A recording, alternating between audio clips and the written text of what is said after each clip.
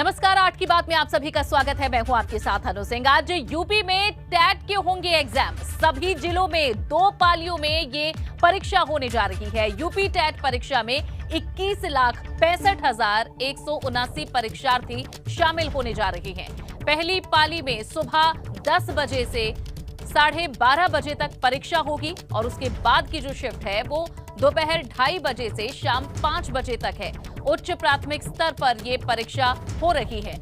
28 नवंबर 2021 को paper leak होने के चलते ये परीक्षा रद्द कर दी गई थी और अब इसे रीशेड्यूल किया गया है, जहां सुरक्षा कड़ी है। पूरी तरह ये सुनिश्चित किया गया है कि इस बार पिछले जैसा कोई हंगामा ना हो, पेपर पूरी तरह से सुरक्षित रहे और कोई लीक ना हो। सभी जिलों में 2 पालियों में ये परीक्षा आज होने जा रही है। यूपी टेट परीक्षा के अंदर 21,65,179 परीक्षार्थी शामिल होंगे।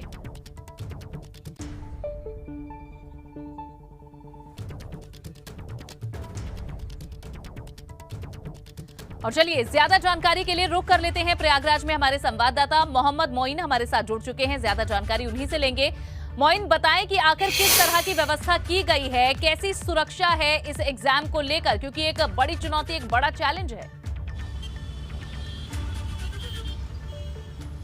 देखिए, आपको बताते हैं कि यूपी टीईटी का इम्तिहान आज संगम नगरी प्रयागराज में भी होना है। 2 पालियों में परीक्षा होनी है और अगर प्रयागराज की हम बात करें तो यहाँ तक 321 केंद्रों पर 2 पालियों में परीक्षा होगी। 1,45,000 के करीब अभ्यर्थी जो है वो इम्तिहान में शामिल होंगे। जो पहली पारी की परीक्षा होगी वो 189 केंद्रों पर होगी। 84,000 के करीब जो अभ्यर्थी हैं वो परीक्षा में शामिल होंगे, जबकि दूसरी पाली की परीक्षा 132 केंद्रों पर होगी। 59,000 के करीब अभ्यर्थी शामिल होंगे। परीक्षा को लेकर बेहद खास इंतजाम किए गए हैं। इस वक्त हम मौजूद हैं सीएवी इंटर कॉलेज परीक्षा केंद्र के बाहर।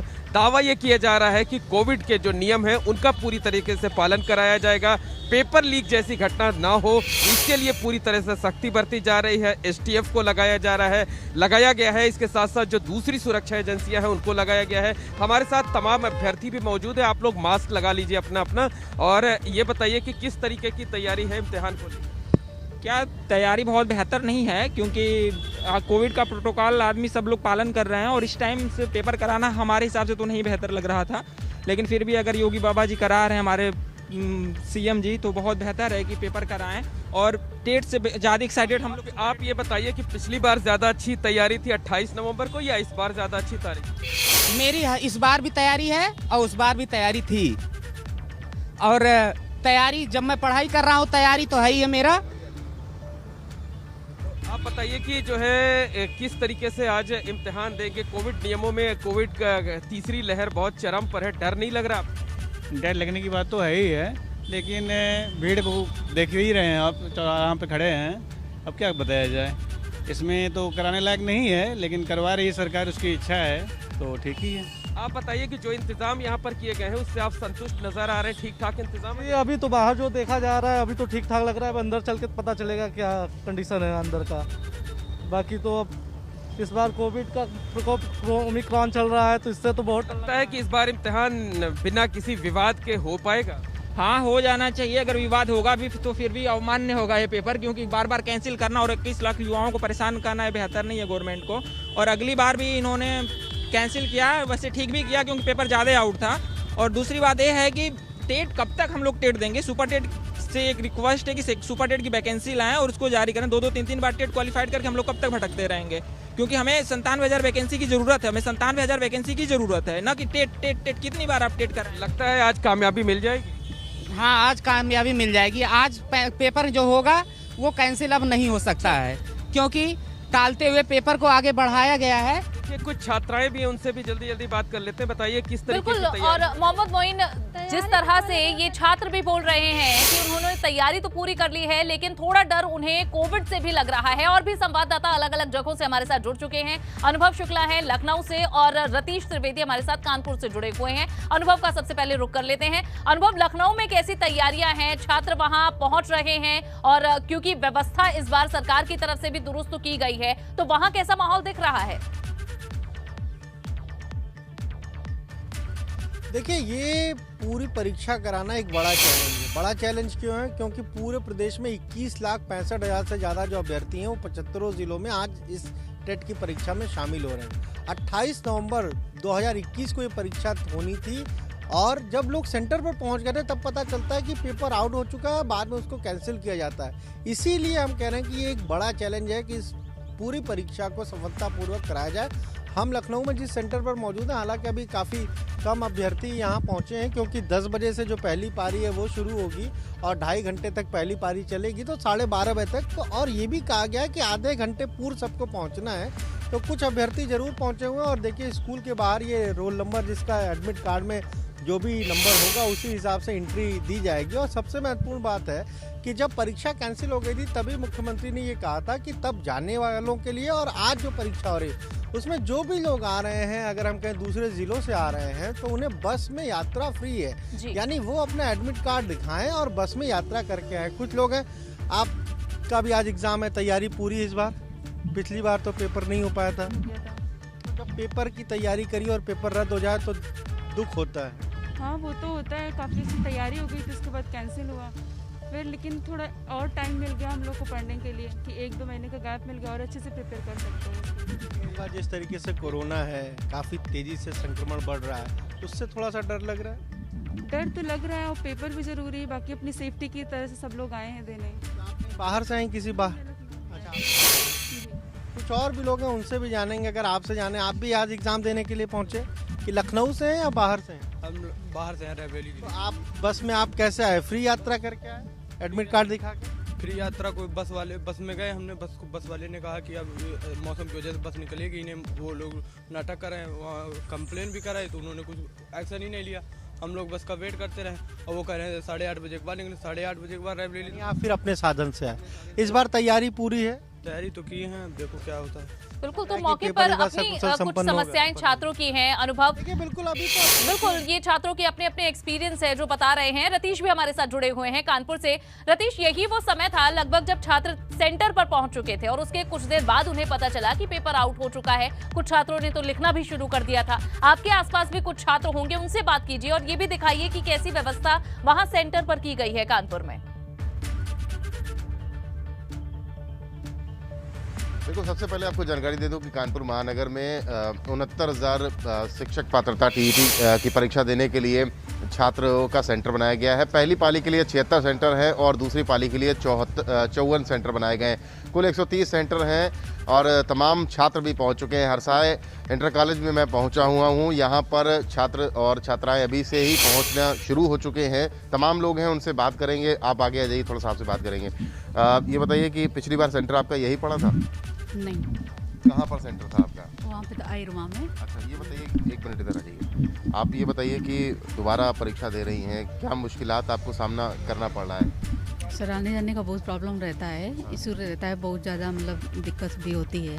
इस तरीके का पेपर कैंसिल होता है तो प्रॉब्लम। कितनी उम्मीद है कि इस बार आप लोग जो पेपर देंगे तो लीक नहीं होगा और सही तरीके से हो जाएगा? सर, उम्मीद कर रही हूँ कि सब कुछ ठीक ही रहेगा इस बार, इसी व्यवस्था के हिसाब से तो हो जाएगा तो ठीक रहेगा।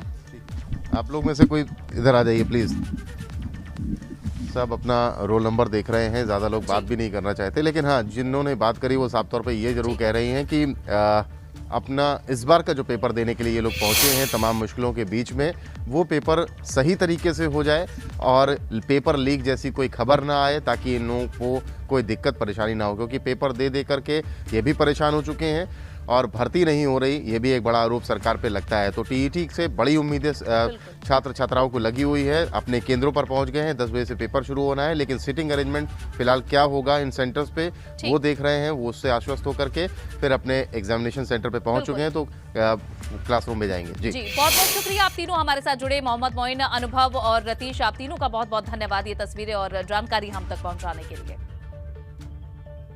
बढ़ते हैं आगे। यूपी में पहले चरण के चुनाव में ज्यादातर पश्चिमी यूपी की सीटों पर चुनाव होने हैं, जिसे लेकर भाजपा का फोकस पश्चिमी यूपी के जिलों पर है। आज लगातार दूसरे दिन सीएम योगी पश्चिमी यूपी में रहेंगे। आज सीएम गाजियाबाद के दौरे पर रहेंगे। सीएम आज गाजियाबाद में डोर टू डोर कैंपेन के साथ ही 2 सभाओं को भी संबोधित करेंगे। इस दौरान सीएम जिले के प्रबुद्ध वर्ग की बैठक को भी संबोधित करेंगे। डोर टू डोर कैंपेन के दौरान सीएम प्रत्याशियों के लिए वोटों की अपील करेंगे। सीएम योगी आदित्यनाथ आज गाजियाबाद पहुंचेंगे और डोर टू डोर कैंपेन आज किया जाएगा और पूरी सिक्योरिटी के साथ, जहां सीएम योगी आदित्यनाथ अपने प्रत्याशियों के लिए वोटों की अपील करेंगे। जहां चुनाव आयोग ने बढ़ते कोविड संक्रमण को लेकर ये बंदिशें लगाई हैं और उसी के तहत बीजेपी के तमाम बड़े नेता इस वक्त मैदान में उतरे हुए हैं, जहां पर्चे बांटकर लोगों से मांग की जा रही है, अपील की जा रही है कि वे उनकी पार्टी को जिताएं। गाजियाबाद के लोनी से भाजपा के प्रत्याशी नंद किशोर गुर्जर हैं। उनकी चुनावी रणनीति क्या है और वोटरों को कैसे लुभाएंगे, देखते हैं ये खास बातचीत। विधायक नंद किशोर गुर्जर हमारे साथ हैं। आइए जानते हैं विधायक जी से कि विधायक जी इस बार लखनऊ कैसे चलेंगे? लखनऊ कैसे चलेंगे? लखनऊ तो जैसे जाते हैं वैसे ही जाएंगे। क्या आप चाहते हो पैदल जाएं? नहीं, गाड़ी से जाएंगे। तो गाड़ी से चल रहे हैं। चल रहे हैं जी। इलेक्शन अब आ गया है जी। तो इलेक्शन में क्या मूड है इस बार जनता का? मूड तो मुझसे ज़्यादा आप जानते हैं, लेकिन जो मेरा अनुमान है, मेरा जो पिछले 2 दशक से ज़्यादा का जो राजनीति का चुनाव लड़ने का अनुभव है, उसके आधार पर मैं कह सकता हूं कि हम 1 लाख पार लोनी के अंदर बहुत आराम से जीत रहे हैं। टक्कर किससे मान रहे हैं आप इस बार अपनी? टक्कर नहीं है। कई प्रत्याशी तो ऐसे हैं कि उनकी मेमोरी लॉस हो गई है, कुछ ऐसे हैं जिनको अभी पॉलिटिक्स से मतलब नहीं रहा, तो वो आपस में 2nd और 3rd नंबर की लड़ाई लड़ रहे हैं। 1st नंबर के कोई नज़दीक भी नहीं है। फिर दोबारा से बार आप एक बयान दोहरा रहे हैं, ना अली ना बाहुबली, लोनी में सिर्फ बजरंग बली। तो बजरंग बली लोनी में तो रहने ही वाले हैं। लोनी क्या, पूरे उत्तर प्रदेश में बजरंग बली जो पार्टी जिन्ना की सपोर्टर हो, जो आतंकवादियों के सपोर्टर हों, जो बलात्कारियों के सपोर्टर हों, जिनके नेता बेशर्मी के साथ बलात्कारियों को सपोर्ट करते हों, जिनके द्वारा कार सेवकों पर गोली चलवाई जाती हों, जो लोग कावड़ यात्राओं को रोकते हों, होली नहीं मनाने देंगे, केवल यहाँ जुमा की नमाज होगी, जो देश को बांटने का काम करते हों, संविधान के खिलाफ जाते हों, तो ऐसे लोगों को जब पिछली बार इन्होंने आतंकवादियों को रिहा करने का बयान दिया था, तो उस टाइम आपने देखा कि इनको 48 सीटें मिली थी समाजवादी पार्टी को। इस बार इनको आप नोट कर लें हमारी बात को, 8 सीट मिलेगी, क्योंकि जिन्ना की जिसने 5 लाख हिंदुओं का कत्लेआम करवाया, भारत माता के टुकड़े कराए हों, ऐसे जिन्ना की सपोर्टर पार्टी, आतंकवादियों की सपोर्टर पार्टी, बलात्कारियों की सपोर्टर पार्टी और भगवान श्री राम के भक्तों को जो वहाँ सरयू नदी के किनारे परिक्रमा कर रहे थे, उनको मरवा के सरयू नदी में डालने वाले, भगवान महादेव की यात्रा को रोकने वाले ये जो कालनेमी राक्षस हैं, इनका सत्यानाश करने के लिए भगवान बजरंग बली प्रसन्न है। क्योंकि भगवान श्री राम का मंदिर बन रहा है, तो हनुमान जी तो भगवान श्री राम का नाम लेने से प्रसन्न हो जाते हैं। अब तो मंदिर बन रहा है, तो भगवान श्री राम के मंदिर बनने के बाद हनुमान जी महाराज पूरे प्रचंड रूप में भाजपा के साथ खड़े हैं और गदा लेकर के इनको सरयू नदी में धकेलने का काम करेंगे। इनकी 8 सीट आएंगी।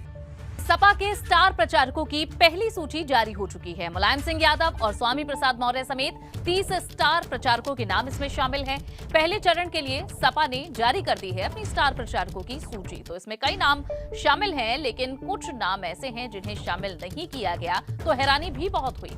और इसमें चाचा शिवपाल यादव एक ऐसा नाम और चेहरा है जिन्हें शामिल नहीं किया गया, जिसके बाद अब काफी सुगबुगाहट भी तेज हो गई है।